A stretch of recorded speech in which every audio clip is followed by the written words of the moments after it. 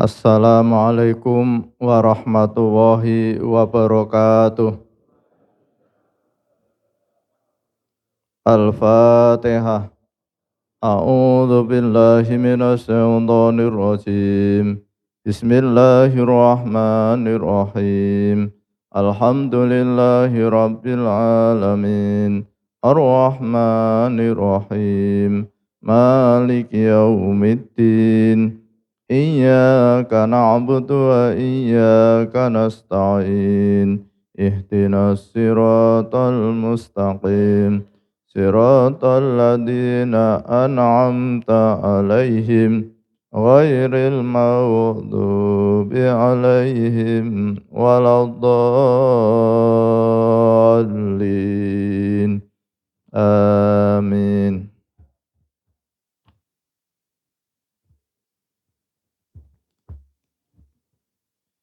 Bismillahirrahmanirrahim.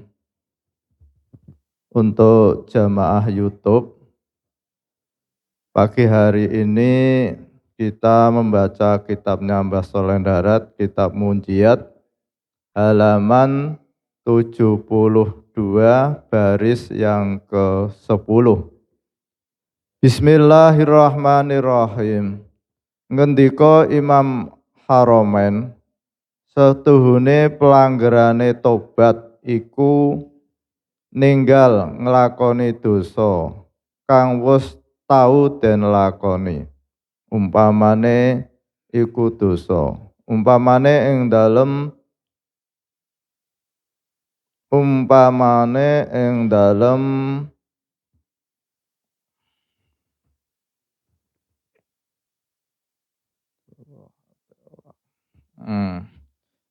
umpamane ing dalem dosa, ora umpamane ing dalem rupane. Olehe aninggal krana arah ngagungake cegahe Allah Subhanahu wa taala. Lan saking bendune Allah Subhanahu wa taala. Lan wedi saking bendune Allah Subhanahu wa taala. Mongko keduwe iku tobat papat syarate. Kang din arep ninggal nglakoni dosa. Tegese arep manggonake atine lan arep nejo atine yen ora pisan-pisan nejo mbaleni dosa babar pisan. Lan kaping pindhone arep tobat saking dosa kang wis den lakoni, umpamane iku dosane. Lan kaping telune arep ana dosa kang den tinggal iku, umpamane dosa kang wis den lakoni. Mongko ora sah tobate wong kang wis tau zina, nejo ninggal zina sartane ijih nglakoni maksiat kang liya. Kang umpamane zina kaya ngrasani wong utawa nginum arak utawa liyane endi-endi dosa kang ala. Lan kaping pate arep ana ninggal dosa iku krana arah takdim ing Allah Subhanahu wa taala lan wedi bendune Allah Subhanahu wa taala. Ora sah tobate wong kang ninggal maksiat krana arah wedi weruh menungso utawa arah wirang ing menungso. Kuwatir lamun ilang pangkate mungguh menungso.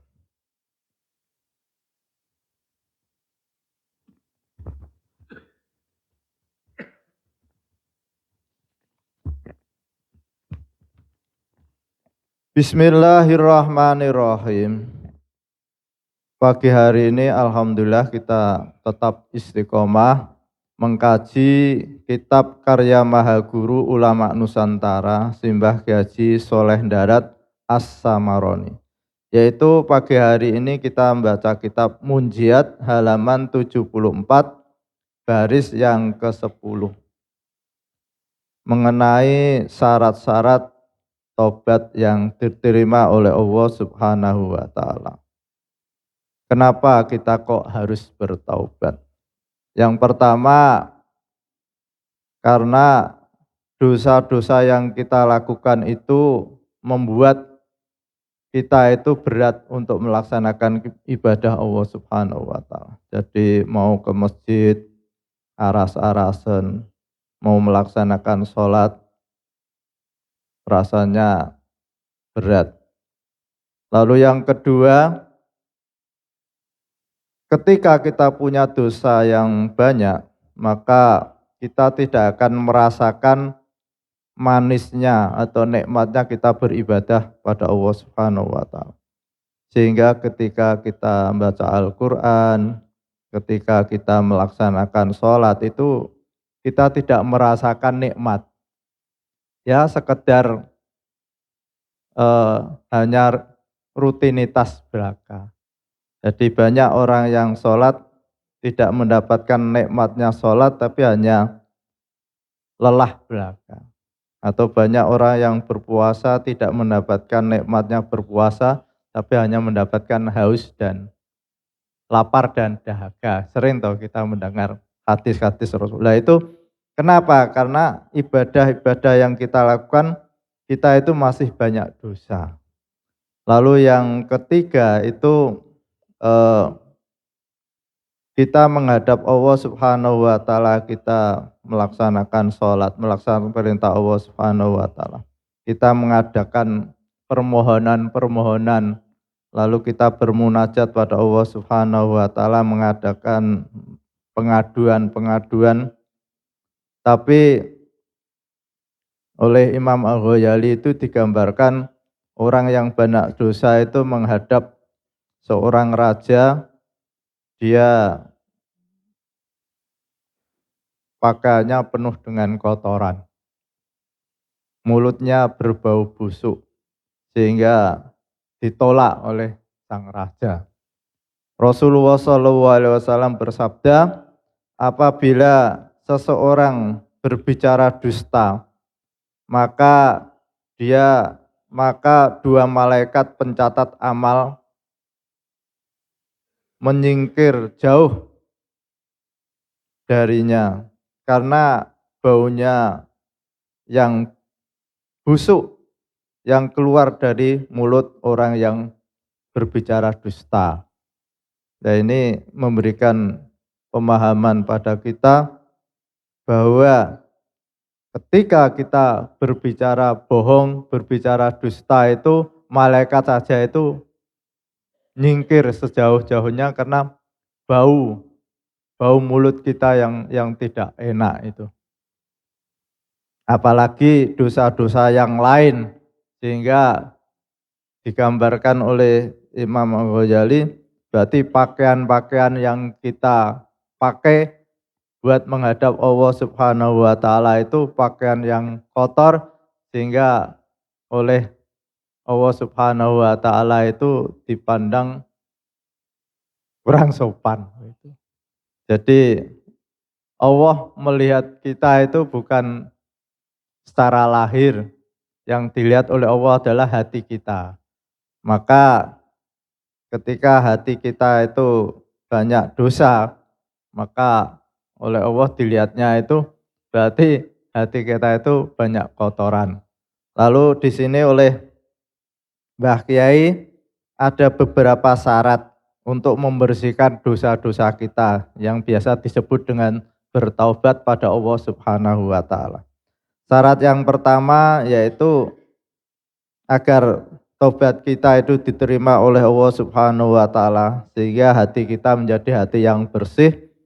Maka yang pertama adalah dalam hati kita itu ada satu niat atau kemauan atau keinginan untuk tidak melakukan dosa. Itu yang pertama. Walaupun toh nanti karena dorongan nafsu kita kalah lalu melakukan perbuatan dosa, tapi paling tidak kita sudah ada bekal dalam hati kita bahwa saya tidak akan melakukan dosa. Apakah itu dosa kecil maupun dosa besar. Itu dalam hati kita seolah-olah kita berbaiat atau berjanji bahwa saya dalam hidup ini, dalam menghabiskan sisa umur hidup ini tidak akan melakukan dosa.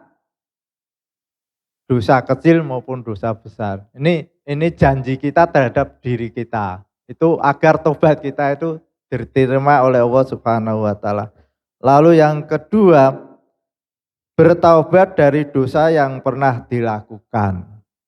Jadi seseorang misalkan dulu pernah merampok, maka dia tidak akan mengulangi merampok lagi walaupun toh ada peluang.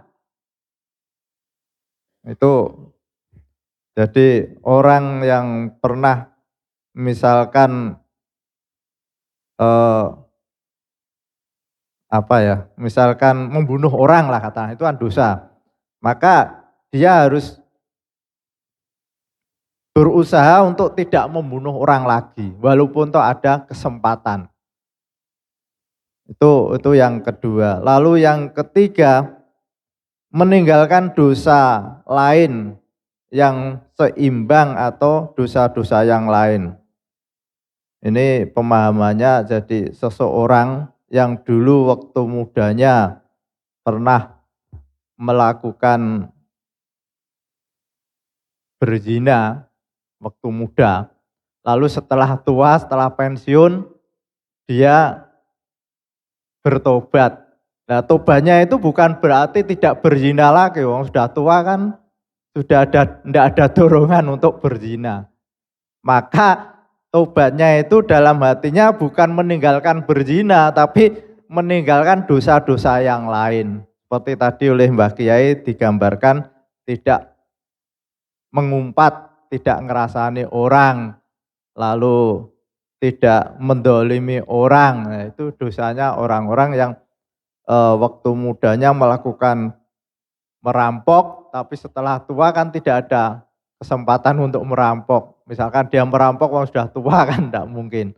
Maka dosanya itu tobatnya meninggalkan dosa-dosa yang lain. Lalu yang keempat, yaitu meninggalkan dosa itu bukan karena malu karena manusia atau merasa tidak nyaman kalau saya mosok melakukan dosa. Itu meninggalkan dosa bukan karena manusia, tapi benar-benar dia tidak melakukan dosa itu karena mengagungkan Allah Subhanahu wa taala dan takut terhadap siksanya Allah Subhanahu wa taala. Jadi misalkan saya tidak sholat 5 waktu misal, bukan karena malu loh Pak Haji Farudin kok tidak sholat, malu sama Pak Haji Hudawi atau Pak Sigit, wong sering taklim kok tidak sholat misalnya. Itu bukan karena saya malu sama Pak Haji Hudawi atau Pak Sigit, tapi benar-benar saya itu melaksanakan sholat ya karena ini perintah Allah Subhanahu wa taala. Lalu meninggalkan larangan-larangan Allah juga, misalkan saya tidak berjudi, itu bukan karena malu terhadap Pak Haji Hudawi, tapi karena ini memang dilarang oleh Allah Subhanahu wa taala. Jadi motivasinya itu adalah saya memuliakan, mengagungkan perintah Allah atau larangan Allah. Lalu yang kedua, yaitu saya takut karena dosa itu menjadikan siksanya Allah Subhanahu wa taala. Nah, tadi kadang-kadang orang itu kan, wah dosa itu enak Pak. Jadi berbicara bohong enak, ngerasani orang enak, nyaman. Nah ini butuh keyakinan kita.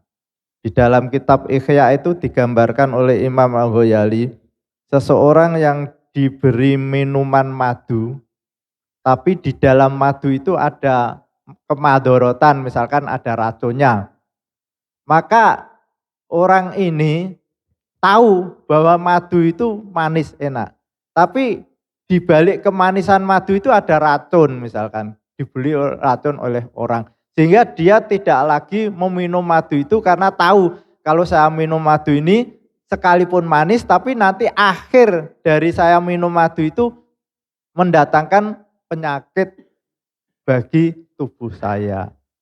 Begitu juga orang melakukan perbuatan dosa dan maksiat. Itu bagi nafsu kita enak, manis. Tapi kita punya keyakinan bahwa dosa yang kita lakukan itu membuat kemadharatan besok di akhirat. Nah ini kuncinya keyakinan kita. Keyakinan kita terhadap dosa-dosa itu membawa kemadharatan. Jadi misalkan kita tidak melaksanakan sholat, enak.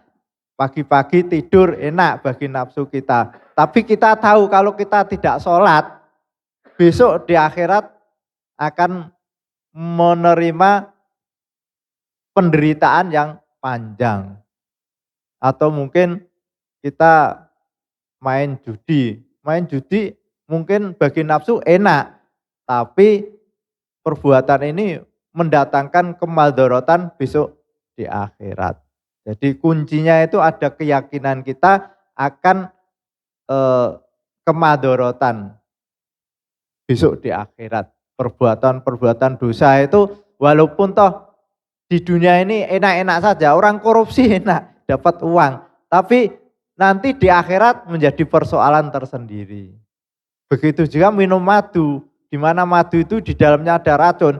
Minum madunya manis, tapi setelah minum menjadikan badan kita itu sakit. Al-Fatihah. A'udzubillahi minasyaitonirrajim. Bismillahirrahmanirrahim. Alhamdulillahirabbil alamin arrahmanirrahim maliki yaumiddin. Iyyaka na'budu wa iyyaka nasta'in. Ihdinas siratal mustaqim. Siratal ladzina an'amta 'alaihim ghairil maghdubi 'alaihim waladdallin. Amin. Assalamualaikum warahmatullahi wabarakatuh. Jamaah taklim yang diridhai Allah Subhanahu wa taala. Alhamdulillah Pak Fahrudin menyampaikan tadi informasi pengajian dan YouTube karena pengikutnya sekarang sudah banyak dan juga saling komentar menginformasikan bahwa pengajian ini kajiannya kitab apa, kemudian halaman berapa, dan Masjid Al-Hikmah sudah punya karya Mbah Soleh Darat 14 kitab. Jenengan menawi wonten waktu maos sudah ada di sini nanti pinjem tapi dikembalikan nanti. Terus tulisannya pegon. Jadi bahasa Jawa tapi tulisannya Arab. Arab pegon, Arab Indonesia nih. Wonten misalnya wonten napa niku kesempatan belajar ada 14 kitab yang di sini. Kemarin sudah napa niku menghatamkan Su'batul Iman. Sekarang kita mengkaji kitab Munjiat sama Majmu' Syariat yang diasuh oleh Gus Inam. Mugi-mugi Pak Haji Fahrudin diparingi kesehatan, saged istiqomah, jenengan sedaya juga bisa istiqomah kesehatan karena insya Allah memberi manfaat bagi kita semua. Kemudian majelis ini habis niki selesai, kita bareng-bareng ke tempatnya Pak Yoyo mendoakan kakaknya yang meninggal dunia, kemudian setelah itu langsung ke tempatnya silaturahmi ke tempatnya Pak Rosoh. Jadi satu gang ngoten napa-napa. Monggo matur nuwun. Assalamualaikum warahmatullahi wabarakatuh. Marilah kita tutup taklim pagi hari ini dengan bacaan hamdalah bersama-sama. Alhamdulillahirabbil alamin. Wassalamualaikum warahmatullahi wabarakatuh.